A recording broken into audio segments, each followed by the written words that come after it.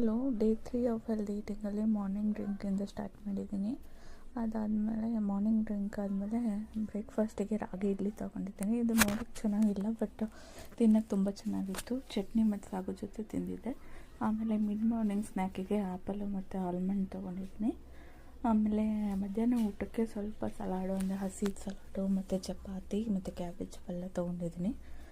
ಅದಾದಮೇಲೆ ಊಟ ಸ್ವಲ್ಪ ಹೊತ್ತು ಆದಮೇಲೆ ಮಜ್ಜಿಗೆ ತೊಗೊಂಡಿದ್ದೀನಿ. ಇದರಲ್ಲಿ ನಾನು ಅಗಸೆ ಬೀಜದ ಪುಡಿ ಹಾಕ್ಕೊಂಡು ಕುಡ್ದಿದ್ದೀನಿ, ಫ್ಲ್ಯಾಕ್ಸೀಡ್ ಪೌಡರು. ಅದಾದಮೇಲೆ ಸಂಜೆ ಸ್ನ್ಯಾಕ್ಸಿಗೆ ಇದು ತೊಗೊಂಡಿದ್ದೀನಿ, ಪಪ್ಪಾಯ ತೊಗೊಂಡಿದ್ದೀನಿ.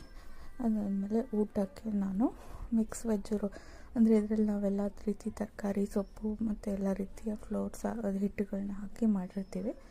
ಅದರದ್ದು ಒಂದು ರೊಟ್ಟಿ ಮತ್ತು ಸ್ವಲ್ಪ ಕುಕ್ಕುಂಬರು, ಚಟ್ನಿ, 2 ಥರ ಚಟ್ನಿ ತೊಗೊಂಡು ನನ್ನ ಈ ಡೇನ ಮುಗಿಸಿದ್ದೀನಿ. Thank you.